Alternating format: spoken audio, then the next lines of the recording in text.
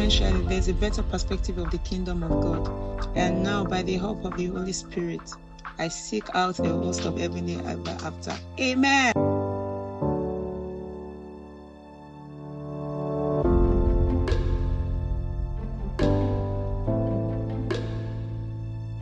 Hello, I welcome you to today's rant.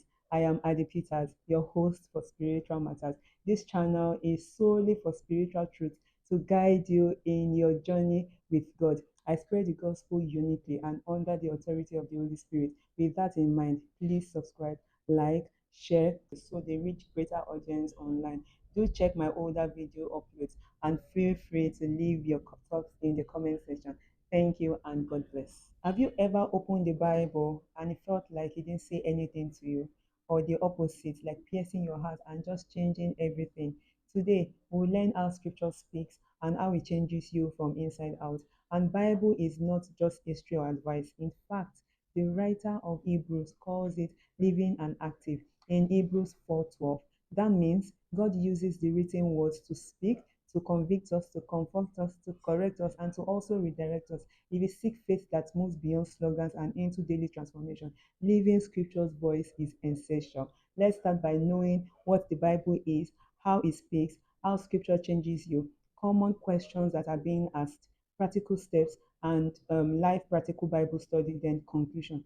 Talking on what the Bible is in the book of 2 Timothy 3:16-17, which says, all scripture is given by inspiration of God, and it is profitable for doctrine, for reproof, for correction, for instruction in righteousness. What does this mean? It means the scripture originates from God's Spirit. And if it originates from God's Spirit, it's useful for teaching, for rebuking, for correcting, and for training. So it also means if you take the word of God seriously, you are placing yourself in the pathway of God's instructions. Now, the first thing to learn is the act of approaching the Bible, expecting it to be God's primary voice to you, right? Then you then know that this is not mystical, it is covenantal. Equally, Hebrews 4:12 expresses how quick, powerful, and sharp the word of God is, further proving how the word of God is a living and active thing in our life.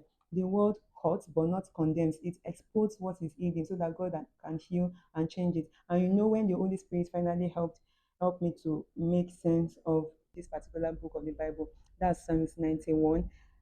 Yeah, and yes, the whole chapter obviously, but I'll just talk about verse 1. It says, he that dwelleth in the secret place of the Most High shall abide under the shadow of the Almighty.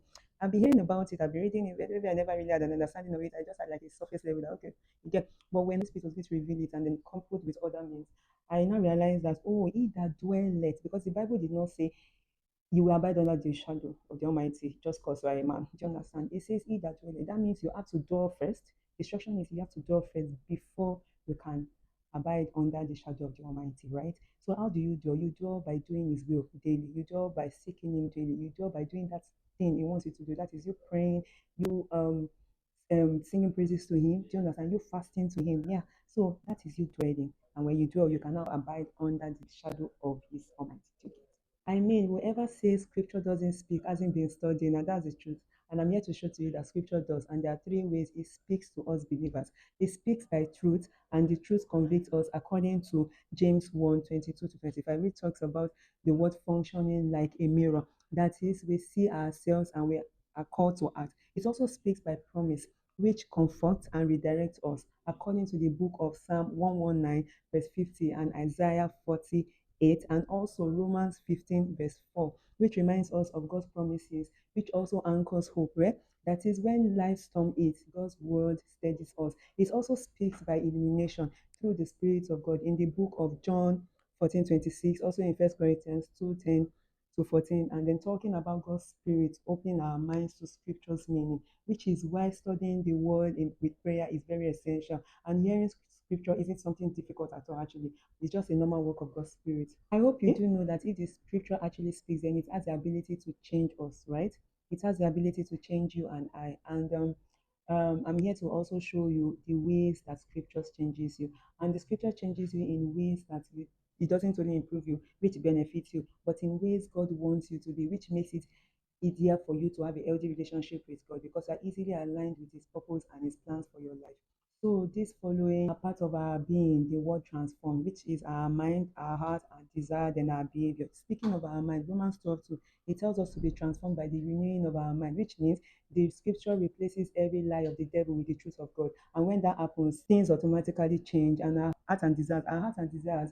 The scripture in Jeremiah 31:33 talks on the effect of God's word imprinted on our hearts, right? Which orientates our desires. With this, we don't simply perform spiritual acts, but our desires are renewed and we begin to want God's ways. So I'm going to tell us like a little testimony. I started this particular channel, this spiritual and rancer channel, right? I got a revelation from my sleep that said, if you are willing and obedient, you eat the good of the land. And that is in Isaiah 19, verse 1. Or is it, sorry, in Isaiah 1, verse 19. And, when I woke up immediately after that vision. I'm like, okay, God, I started to question God for a number of days, like, because I wanted to know, because if that came, it means that God was trying to tell me something. And I'm like, okay, I know I'm not perfect here. I know that I sin and all that, but I also know that God, I pray, I read the word, I try my best. Like, I do spiritual exercises. So what is that in particular? And I kept to inquire and inquire from him. And then over time, I now realized that he wanted me to preach his word through this medium. Do you understand? Either through this medium, but the point is push the word out there. Do you get? And that's how the word speaks. The word came first, even though I did not read it before it came. I knew the word itself because I'd read it before. I'd always been studying my Bible. But so when it came in my sleep, I knew that okay, this is not something I was supposed to joke with. If you're still struggling with getting revelation from the scriptures, there are practical ways you can hear the scriptures daily. Dealing with God has to be practical. That way, you don't only know His way, I mean His ways, but also you become closer to Him just as He desires. So these few steps are practical ways you can hear the voice of God through the scriptures. Step one is pray briefly before you read. It is very important. In fact, after praying to God, either in the morning or whenever, it is advisable to pick the word next. Why so? Because now the atmosphere you were makes it easier to hear God clearly from the word. And as Psalm 119:18 says, open my eyes that I may behold wondrous things. And just in case you need to swing into the word urgently, you can also have a 30 seconds prayer asking Him to illuminate your mind through His word. And then step two is you reading the word slowly or reading it out if possible, if necessary, right? Then visualizing the paragraph or short psalm you just read. That is, as you take your time to read it, you can also visualize, because listening, which is gotten by slowly reading, helps you to hear better. Step three, ask yourself questions. Questions like, what does this passage say about God? What does this passage reveal about me? You'll be shocked at the revelation you get yourself to receive. Make sure you journal whatever the Spirit of God reveals to you. Step four, look for one application. What does this mean? It means you decide to pick at least something from the passage you've read daily to apply in your day-to-day lifestyle, which also means obeying like the word of God, right? And then before you know, your small wins start to build momentum. Step five is the art of memorizing. This is by picking one sentence to memorize and repeat as you continue your day. Before you realize it, this little exercise will help you know the Bible more and more. And it comes with benefits like speaking them as a prayer or even against the devil and his tactics. More so, whenever you are needed to be reminded of what the word says in any situation you might find yourself. These are few examples of verses to know by us. Verses like Romans 8:28, Philippians 4:6, Psalm 119:11, Psalm 119, 105, Isaiah 119. We have a lot like this, so please check them up because you never know when you will need any. Now, the last but definitely not the least of practical steps on how to hear scriptures daily would be test what you hear, either by scriptures or by the community.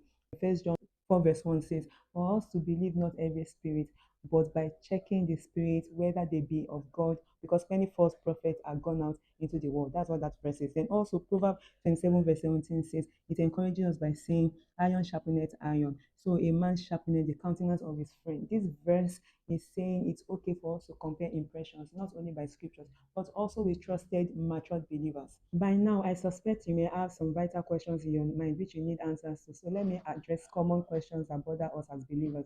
Questions like, what if I don't feel anything? So concerning this particular question, I want you to know that feeling isn't measure, rather it is fruit and obedience. Just continue being faithful and expect fruit.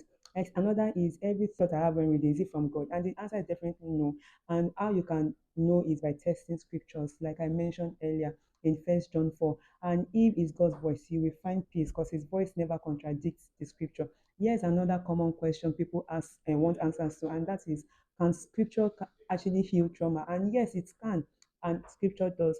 And it's His true promises in his words, through consistent praying. Trauma also heals with time and often through Christian counseling. The scripture definitely offers hope and resources needed for this. Now, let's have a practical Bible study using the steps I mentioned earlier. I'll be reading from the book of Matthew 11:28 to 30. But before then, let's say a short guided prayer. Heavenly Father, by your Spirit, make this word we're about to read living in us and illuminate our minds through it. Amen. Now, open the book of Matthew 11:20-28 and focus as you read along with me. 28 says, Come unto me, all ye that labor and are heavy laden, and I will give you rest. 29 says, Take my yoke upon you and learn of me, for I am meek and lowly in heart, and ye shall find rest upon your souls. Verse 30, For my yoke is easy and my burden is light. Like now, if you watch, according to the steps I told you on how to hear scriptures, you already prayed. That's step one. Step two is to read it slowly or you read it loud, which I just did. The next step is after we've read it now, you ask yourself, what does this reveal to me? So let me pick number 28, which says, Come unto me, all ye that labor and are heavy laden, and I will give you rest. That is saying that every one of us are heavy laden. And our heavy laden is either we have worries, we have fears, there's always one problem one time or the other, like any time of your life. Okay? So it means that as we're on earth right now, we need God. So it's either you have God or you have God. There's nothing you can do about it. And if you go further, it says, Take my yoke upon you. It means that if we come with our burden and leave it at his feet, we should take up his own yoke. And it says we should lean on him, for his meek and lowly in heart. There's a part that says, My yoke is easy and my burden is light. It means that when you bring every of what is draining you, if you bring it to him, what he requires you to do, according to his word rather, is light and it's easy. It's not difficult at all. And then the step four, I said we should apply what we've read daily. So it means that in application, you try to do those things that you read in the Bible. So the verse says, Come unto him. So you know that every day you come unto God. So how do you come unto God every day? You seek him every day, you fast, you pray unto him, you worship him. Then the next one talks about memorizing, the act of memorizing. That is, you pick one of the verses you've read. So right now, let's pick number 28. So you're saying, Come unto me, all ye that labor and are heavy laden, and I will give you rest. It's very simple. You say it and you are repeating it every day during the day. You keep saying it, you know it by heart, right?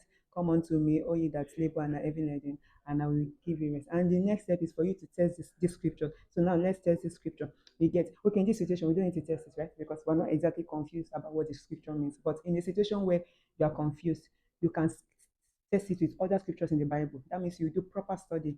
That means you're not yet convinced about what it says. And then you can also meet mature believers, and it's just as simple as that. This has been a journey. Well, here is a concluding part to this. Never think the word of God is a puzzle you cannot figure out. Daily stay with it and practicalize every step mentioned. If you make space, scripture will speak and change you in ways you never felt possible. For the word of God goes out and it accomplishes all God intends. Well, see you in my next video. Remember, new video drop Fridays. I remain your spiritual ranter, and don't forget to sit with the word today. See ya.